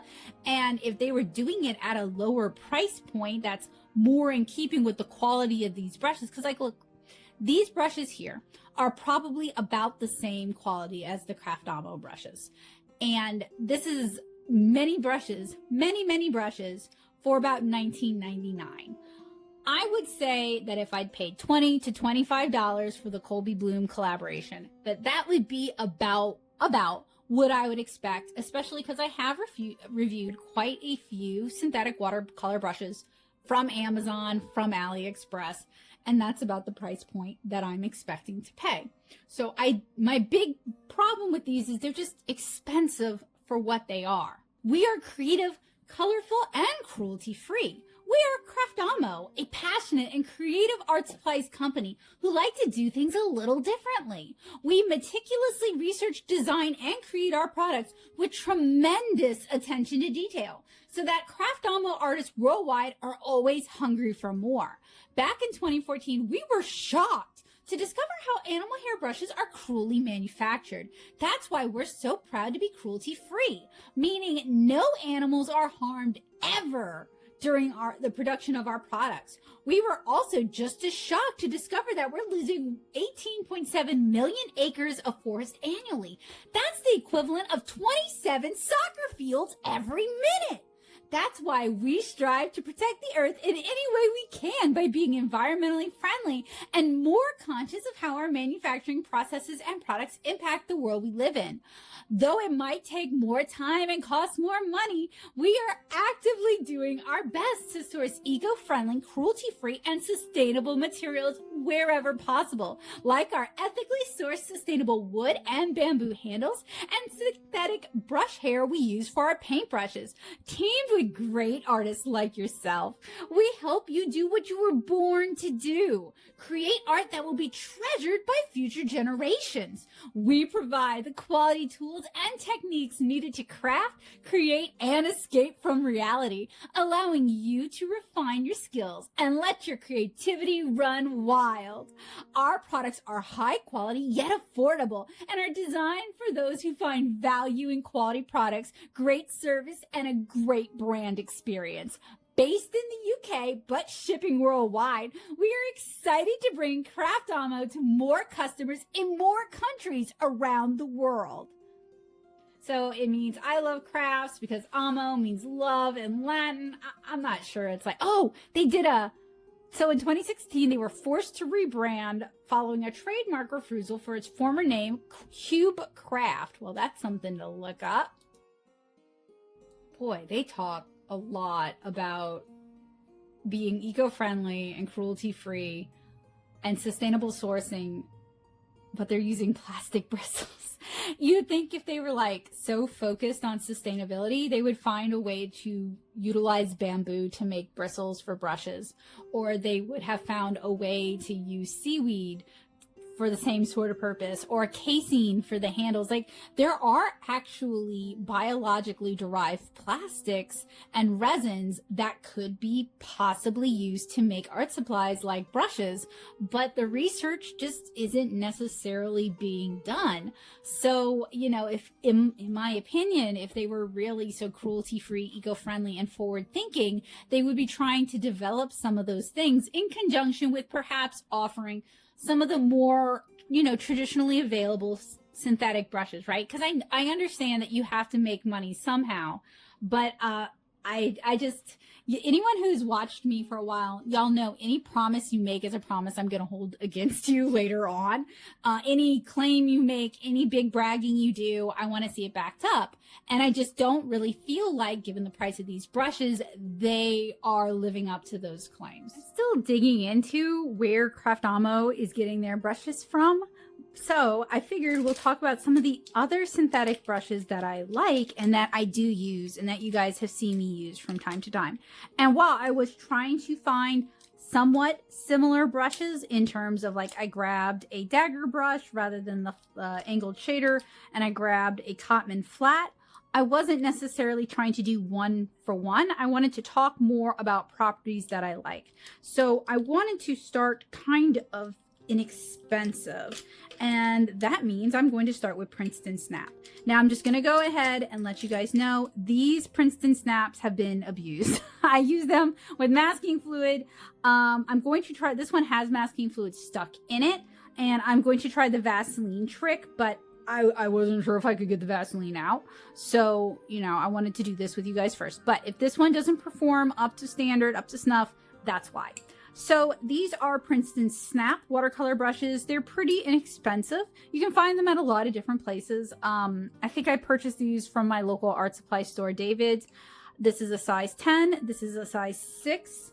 So this is her 8. Or Craftamo's 8. So one thing I'm going to notice is that the Princeton brushes do have a shorter handle. I actually like that. I paint really close to my work. They're also a little heavier than the Kolbie Blume Craftamo round. The ferrules are a little bit darker in color, although the crimping is pretty similar. I do think these are made of a heavier metal than the metal used for the Craftamo, which is going to lead to a more balanced brush. And you might think that having a heavier brush is a bad thing because it's, you know, more weight. But what's really important is good balance. If your brush is well balanced, it's actually going to be easier for you to use. And as somebody with hand health problems, that is something I think about. Her brush is longer, and it is pretty standard for golden tack-on. I'm actually kind of surprised I didn't grab too much that kind of demonstrates this is not a natural process, right? This is artificially darkened. This is a nylon-based hair. I think all of these I grabbed are nylon-based hair. So they do this artificially to make it look more like a real hair and to make it look prettier. I really do not care. I'm fine with brushes that don't have it. This Cotman, in fact, is really old and it gets a lot of use, and so it's stained. It used to look a bit more like this flat here where it was darker at the tip and then kind of a light golden color, but it's gotten a lot of use and it's stained over the years. So with a lot of use, these are not going to keep their pretty color necessarily anyway. So these do still come to a point. And the nice thing about Princeton Snap is that it's a fairly inexpensive, accessible synthetic brush that you can find most places, made by a company that makes good watercolor brushes. Not my favorite watercolor brushes, but I do own a lot of Princeton brushes. It can hold the water without it dripping all over the place. You can pull fine lines if you take better care of your brushes than I do. Like I said, this one is all clogged up with masking fluid. This one I think isn't. They are a little drippy. They're less drippy than the Craftamo brushes, but they're still a little bit drippy, which if you're painting watercolor pages or watercolor illustrations, that's not a good thing. It's not necessarily a technique you love when it drips all over the place. But what I like about these is they're well made, but fairly inexpensive, which makes them really accessible. Next, I am going to grab a couple of Royal Langnickel Zen brushes. I really like these brushes. If I have to supply a class with brushes, this is what I'm going with. I bought a set, like a class amount of the mop and a couple of other brushes because I really like these brushes. So these actually have a good belly on them. Now, Zen makes a few different ones. These are the watercolor ones. These are the ones that I like the best. You can't really see it because it's hard. I can try, but it's going to be hard to show. There is actually some flagging where the bristles are a little wig-waggy, a little wavy. That's going to help hold water. There is some color variance, but again, these are entirely synthetic. So, you know, that's just for aesthetics. The color variance, unless they're actually doing different size hairs. I haven't actually investigated these all super deep. You know, a lot of art supply companies don't talk about stuff the way you wish they would, and you have to kind of corner them at NAMTA, and I wasn't able to corner Royal Langnickel. But anyway, I really do like these. They are a plastic brush. They are fairly lightweight. They are a synthetic. These are all synthetics. They have this here. This is for scoring paper, drawing lines into your watercolors. It can also be used to remove your watercolor paper from the block. And the ferrule is a metal ferrule. It's not crimped the same way because this is plastic. It's probably glued or maybe even like chemically or heat bonded to it, but it's not really going anywhere. It has a washi ring around it because this is from one of my class ones and I want to get mine back. So I actually really like Zen watercolor brushes. You do see it does get drippy. Actually, I'll change the angle for you guys.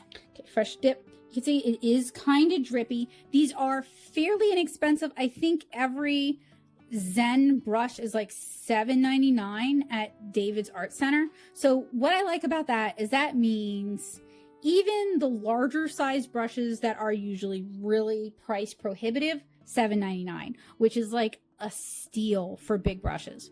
For the little brushes, it's not such a great deal.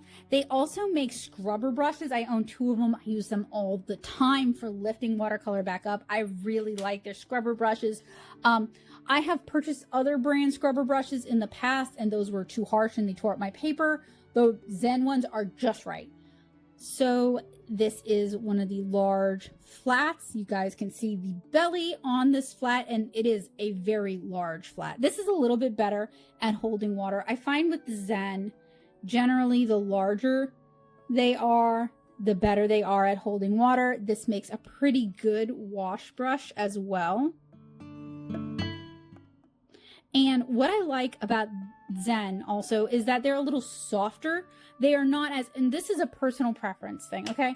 Some people like a really snappy synthetic brush, one that has a lot of snap and is going to snap back into place. I actually like one that is a little softer, a little closer to squirrel hair. These are pretty soft. So this is a personal preference thing. It's not a quality thing. I just happen to like softer synthetic brushes. Here is one of their large mops. So this is the medium mop. This thing is huge, right? This is about the same size. Almost. Yeah, actually, even though the handle is bigger, they are the same size as the round mop from Craftamo. So they would call this a 16. I guess it's about a 16. They actually look pretty similar. $7.99. And I'll be like, look, I love David's. I love going to David's. They get a lot of my money, but they can be kind of pricey for some things. So depending on where you go, you may be able to find the Zen ones for less. I don't mind spending it because it means helping to keep a small business that I have been shopping with since I was a teenager in business. So I don't mind that. But you know, if you are on a budget and you really can't afford that, you may be able to find it cheaper. Now this is considered a mop.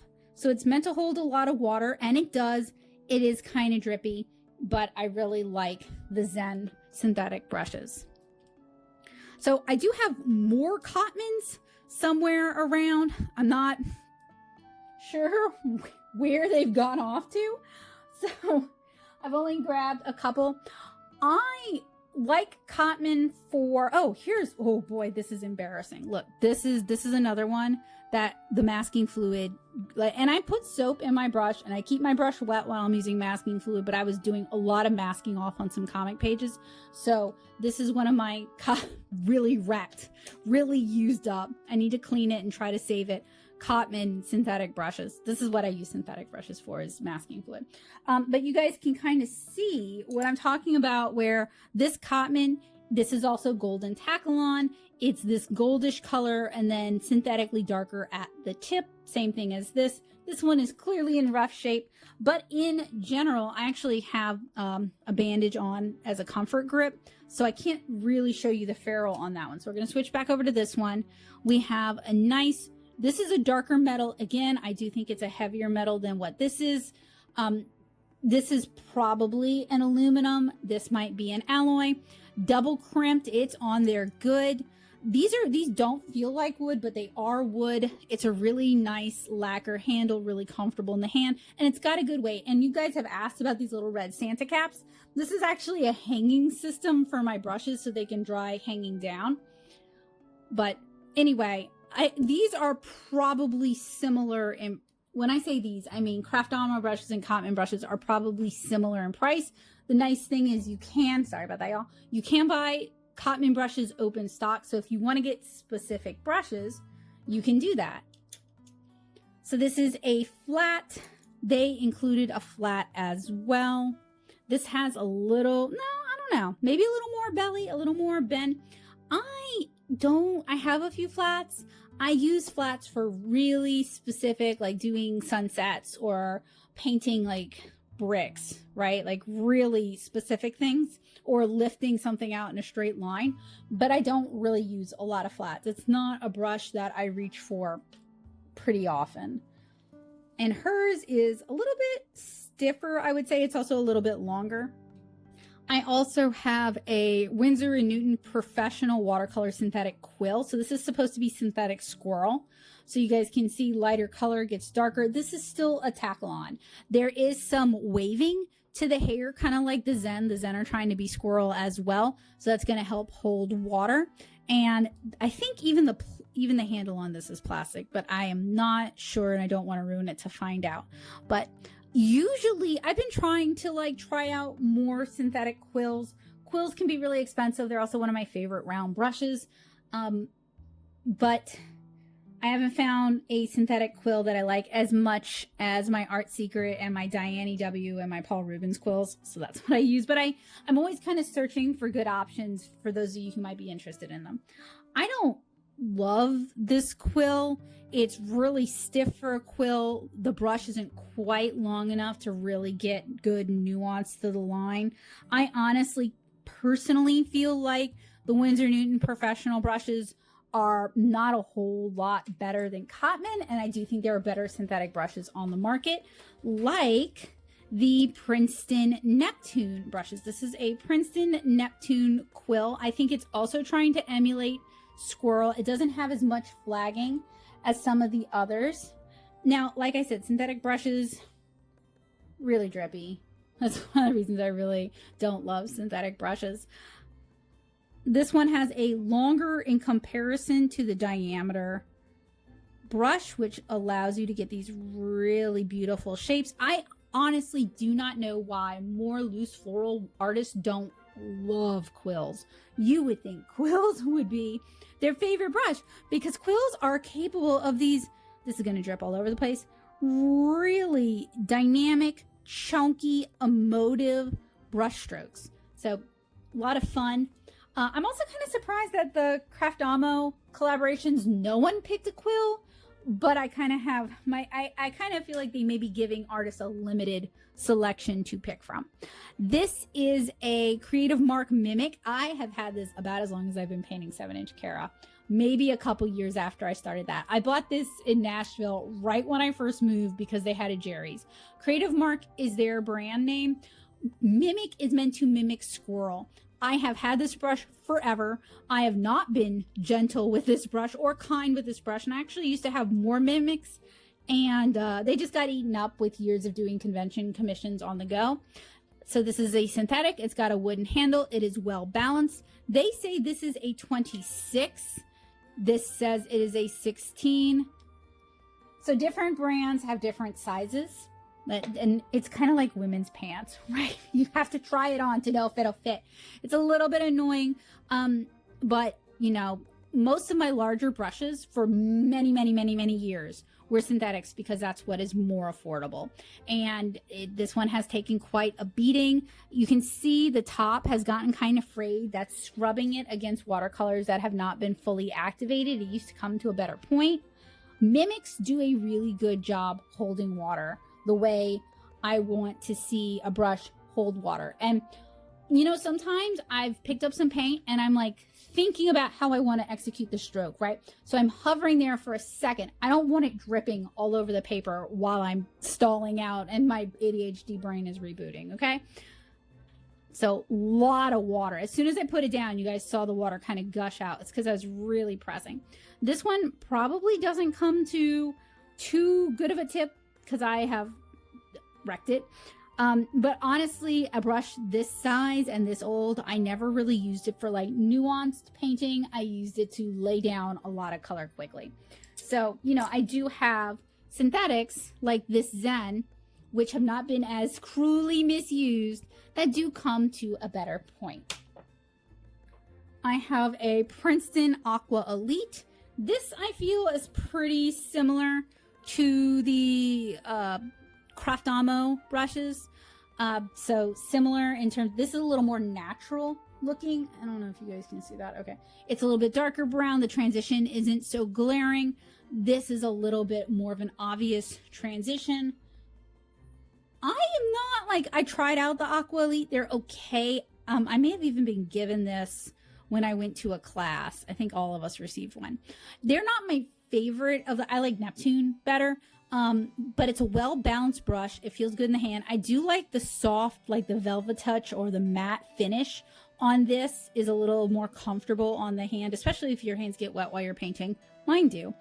The ferrule isn't quite as crimped as deeply, but I've never noticed any build quality issues with this, it coming loose. And to be fair, with some ferrules, they will come loose, especially if you abuse them.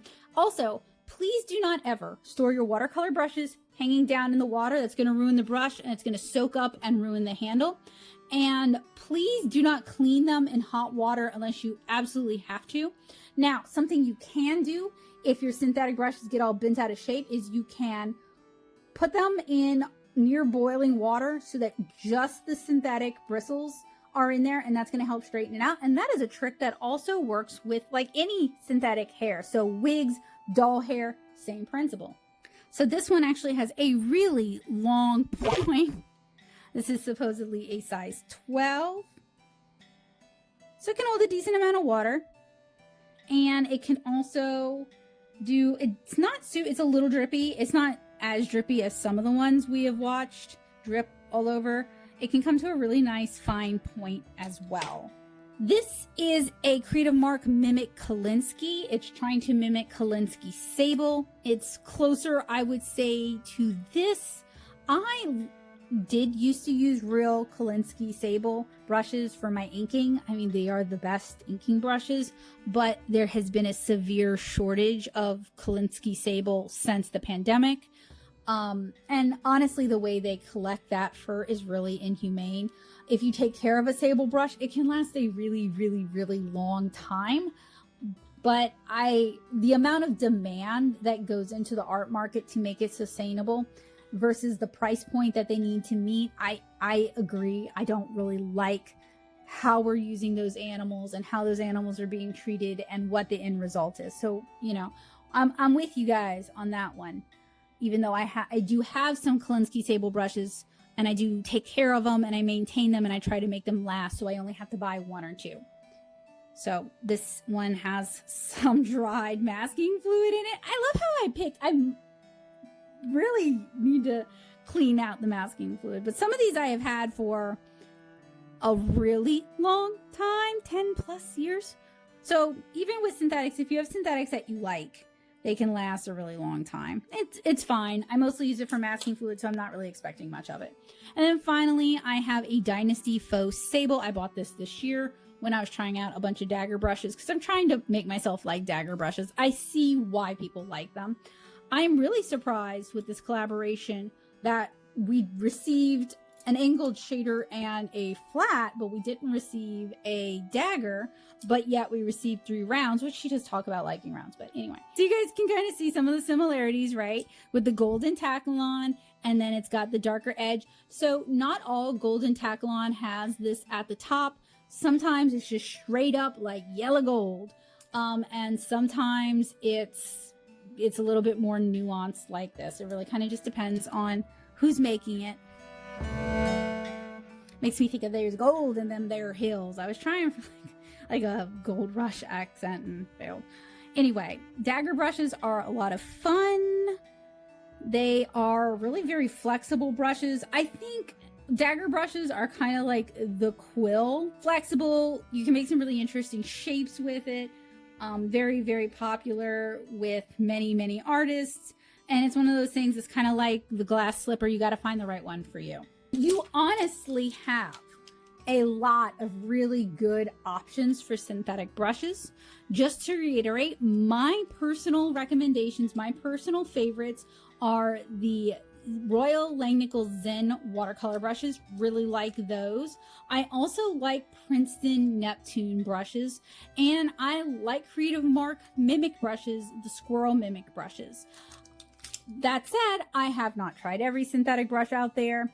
I am interested in trying like more of Da Vinci's. Their Cosmotop really impressed me. I'm interested in trying out more of Princeton's, but since I'm buying them as I go, it does get kind of expensive. And let's be real, most normal people would feel this is an excessive amount of watercolor brushes, despite the fact that I do actually use all these brushes. So I need something for a thumbnail. So I figured we would pull out the watercolor and I would actually demonstrate these brushes for you guys on paper. I do love that little Zen board thing though, for like just quick demonstrations. It's so easy to do. You can also find them on Amazon. Honestly, if you're just looking for like Chinese calligraphy practice, that will pull up the same sort of thing. So I'm going to use the Mei Liang pigments from the tubes that I have here. Aren't those so pretty? And I'm going to give them a spritz just to wake them up, give them a chance to wake up. And I am using Canson XL inexpensive cellulose-based watercolor paper because why not? And the one thing I don't have that I might, you know what, I'll just use the lid. Why not? Who cares? So I'm going to try to make a variety of strokes with each brush, and we're going to just see what we can get out of this. Starting with the giant round mop. It does have a good amount of flex.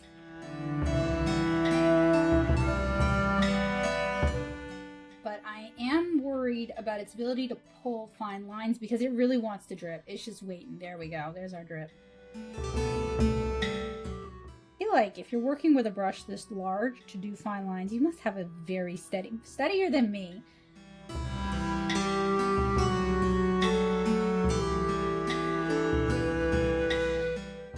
So that is the 16. Now we're gonna go over to the 8 round. And I want to make sure I'm using this to kind of mix it to make sure I get paint in there. Because for some of these techniques, like this, you want to make sure you actually have paint in there. So I want to reiterate, these are not bad brushes. They're a little drippy, but they're not bad synthetic brushes. They're just not great synthetic brushes, and I don't really feel like they're worth the price point that they're going for. I think they're kind of overpriced for the build quality, and I personally feel like Craftamo is obfuscating that with some greenwashing. That's my opinion based on handling these brushes. I am not saying anything at all about the artists who work with them. This isn't about that. This is about, oh my gosh, this is the size 2. And it just cannot hold enough water to do the flexy thing. We'll try again.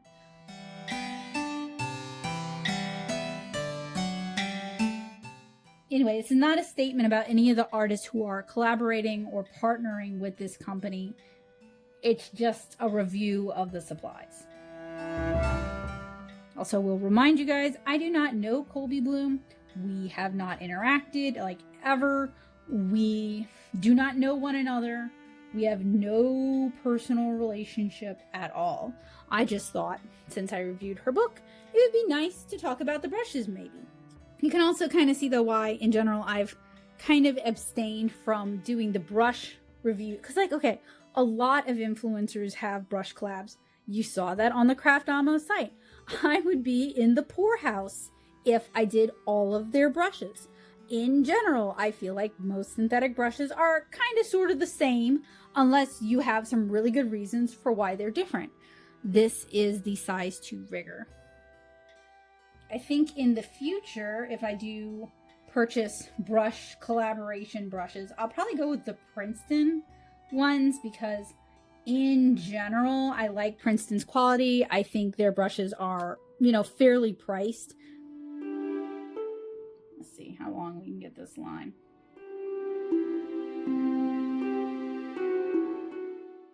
Whoop, I ran out.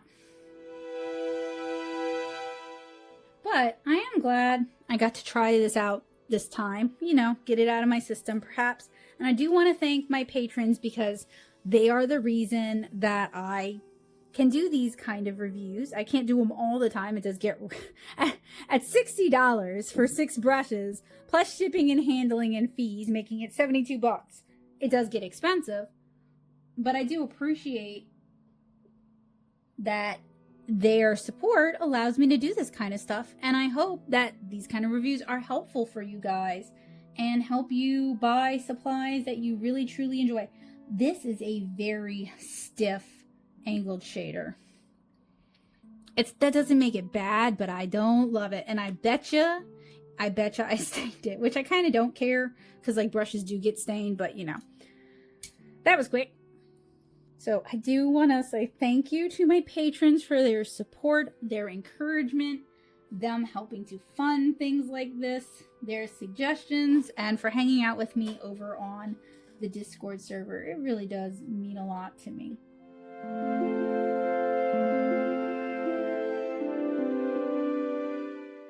I actually think this flat is a little softer than the angled shader. It is a little, I think comparatively, in terms of proportions, it is a little longer. I know literally the shader is longer, but this is also a much smaller, thinner brush.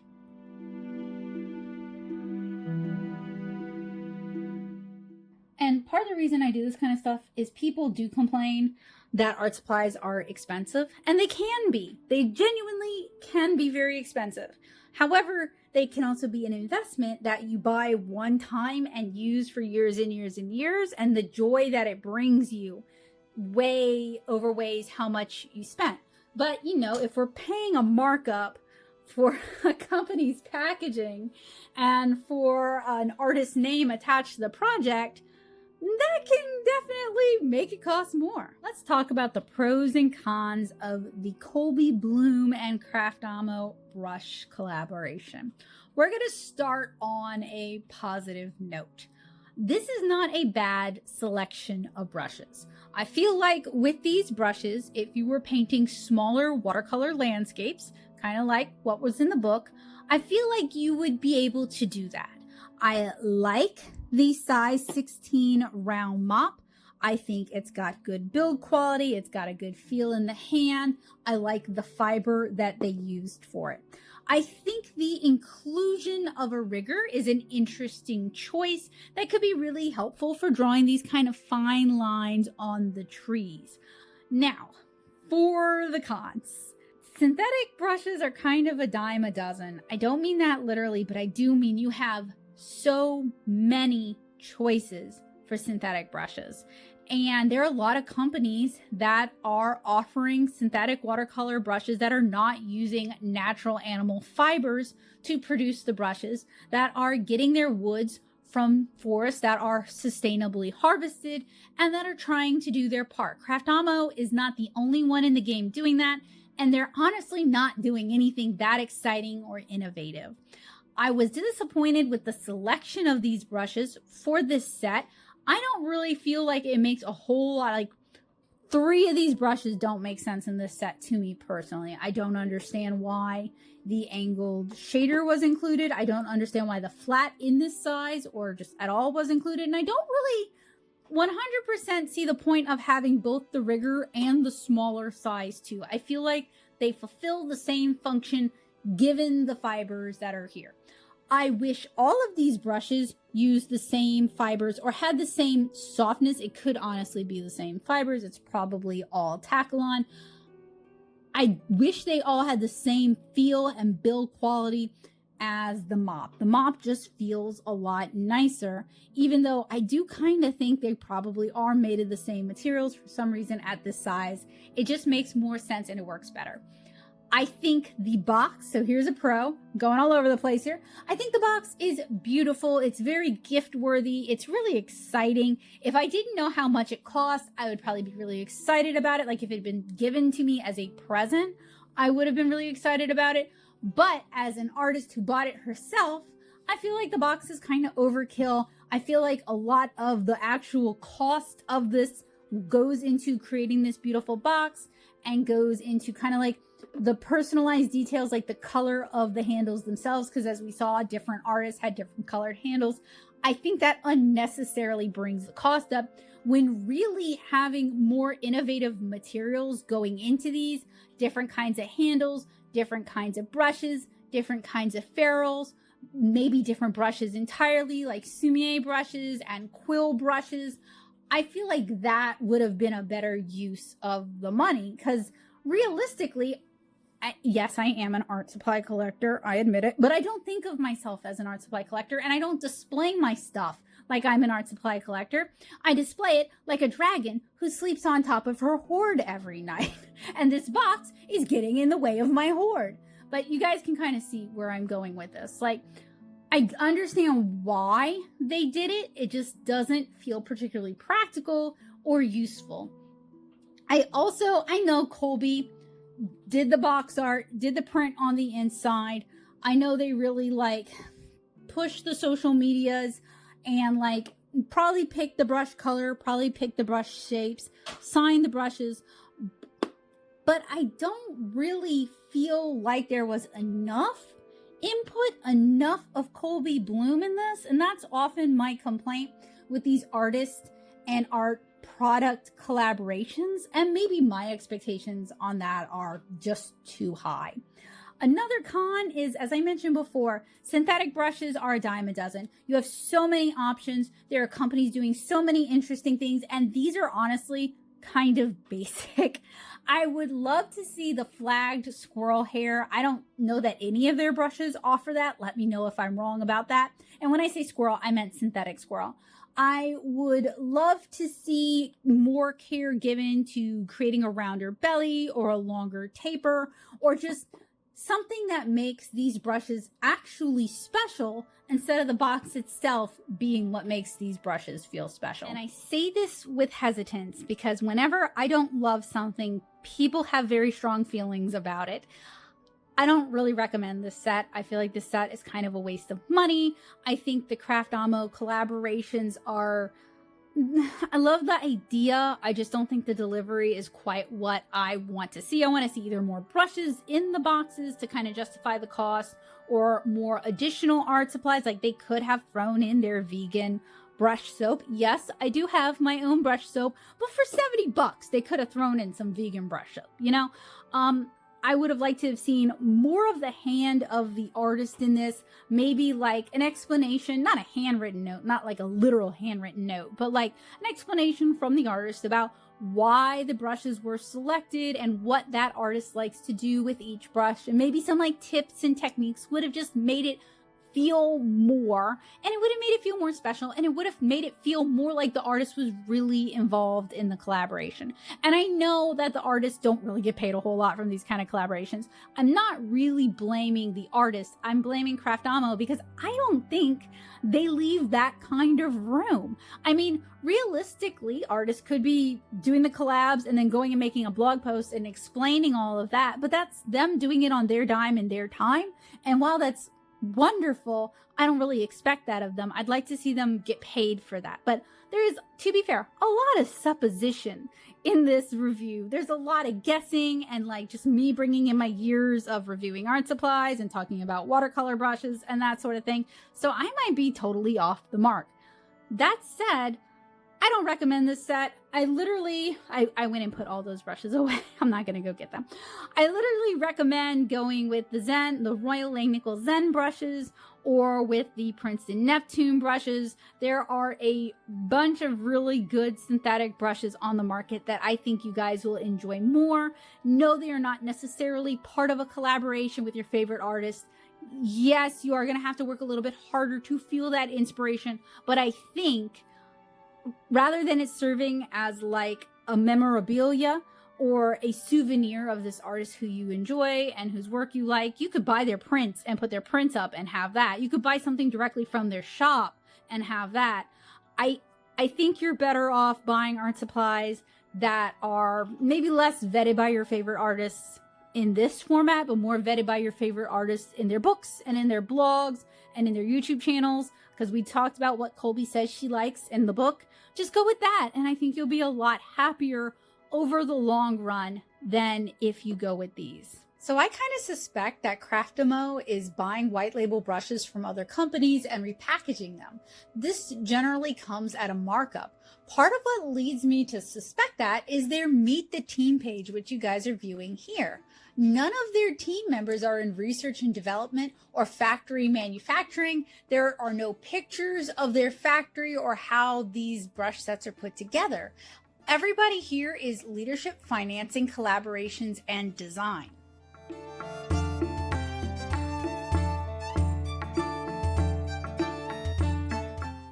One of my very clever art friends who's excellent at digging and is very internet savvy found CubeCraft art brushes / Craftamo brushes on Shop the World, which is what you guys are seeing here. Now, these are no longer available. They're sold out, but they did have a presence before all these artist collaborations. Browsing AliExpress, I have seen several companies that offer brushes that look sort of or a lot like these brushes. That's what you guys are seeing here. Craftamo might be white labeling from a few companies and mixing and matching, although it'd be a challenge to get the handles to match, so it might be a mix and match from a company that offers manufacturing and labeling. I'm going to include several that I feel look pretty dang similar, but I can't prove that any of these companies are or are not manufacturing brushes for Craftamo.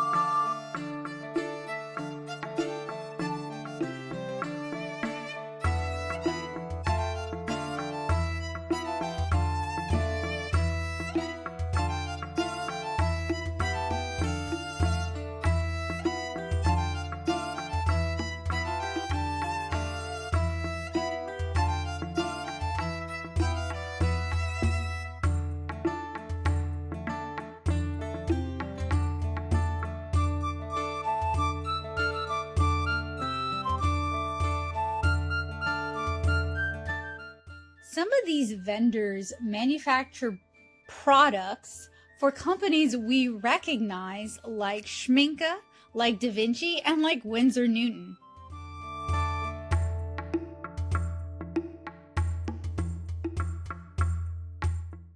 Many of these brush manufacturers on AliExpress, or Alibaba, not AliExpress, do custom handles as well. So just because we're seeing one thing here, if you look at some of their videos and if you look at some of the photos, you'll actually see that they can offer a variety of different custom handles.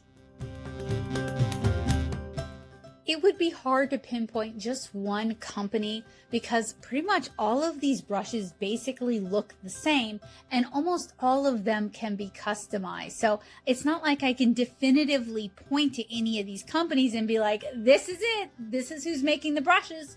But the point I want to make is look how cheap these brushes are on Alibaba. I don't have an issue with white labeling or private labeling. I have an issue with the amount of markup we see on Craftamo brushes. I'm also not the only artist with concerns about Craftamo and their quality. You can find links in the description below to 2 other artists who have issues with how Craftamo is positioning their brushes, the quality of their brushes, and the customer service.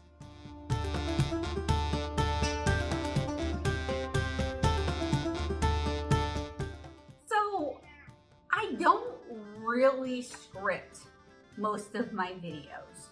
I don't make like video essay type content. I don't do deep dive type content. So generally the way I go into things is I have a product I want to try, or I have something I want to try out and do, or I want to make a something. And I allow that experience to kind of dictate the flow of how things are going to go. I do take notes as I go, but I don't necessarily write a fully fleshed script before I even start filming the way some people do. In instances like today, having a script would have been both beneficial and it also would have been detrimental. It would have been beneficial because this definitely did have like scope bloat, but it would have been detrimental because I wouldn't have given myself the opportunity to kind of follow the impulse to try out the Craftamo collab with Kolbie Blume, or to kind of dive into Craftamo brushes, which I think is really what makes today's video the most interesting. Wilderness watercolor landscapes is pretty par for the course with Page Street and influencer books, well, art influencer books. So, you know, it's pretty standard for that. I don't think I said anything that is new to me talking about easily influenced things or new to me talking about art influencers. It was digging into Craftamo that I think became very interesting to me and hopefully opened up an opportunity for you to start thinking about your watercolor brushes and where you're buying them from and how much you're willing to spend on synthetic brushes. So I hope today's video was helpful, useful, and informative. I hope you stuck around for the whole thing. And I hope that if you're jumping around, you were at least able to utilize the chapters. Sorry, Bowie is in a very lovey mood and he's very distracting, which is fine. He wanted to join me for this part and I figured you guys wanted to see Bowie, right? My old man, my good boy. So thank you guys so much for hanging out with me today. I do not plan on buying any more or reviewing any more Craftamo brushes. I'm going to kind of close the book on this for 2 reasons. One, they seem to be kind of just bog standard synthetic brushes like we saw on Alibaba. I don't think any of their brushes are going to offer something for me that I can't find from synthetic brushes elsewhere, although it did spark an interest in maybe trying out some of Princeton's influencer brushes, since I do like Princeton as a synthetic brush company better. The other reason is they have done so many artist collaborations that if I open this book back again, I would not be able to shut it, right? Like doing one and being like, okay, we've seen it, we're finished, that's good enough. I think that's fine. If I do more than one though, then it's gonna be harder for me, at least mentally, to be like, okay, no, we're not doing every single one of them. So while some of them are interesting in concept, the color combos are pretty, the choice of artist is something I think is really cool, and I'd love to like explore their brush sets. I think it's more as a vehicle of other artists that I can follow on social media and check out, rather than, oh, let me acquire all of their brush sets. So while I enjoyed taking a look at these Craftamo brushes, it wasn't really for the right reason. Well, it wasn't for the wrong reasons, but it wasn't for the right reasons. It wasn't because I am such a big fan of Kolbie Blume that I just really had to use the brushes that she uses, and that I really just wanted her brushes. It was more just she sent out an email, there was a coupon code, it was kind of right place, right time. So that's why I opted to do it. I am not really, while their boxes and presentation are gorgeous, I feel like it's all flash and dazzle and no substance, and I won't be buying Craftamo brushes again. Just full stop. So thank you guys so much for joining me for today's Easily Influenced. Thank you for chatting with me in the premiere. I hope you guys enjoyed it, and I hope to see you guys again soon with another art supply review, tutorial, artist chat, or Easily Influenced. Bye guys!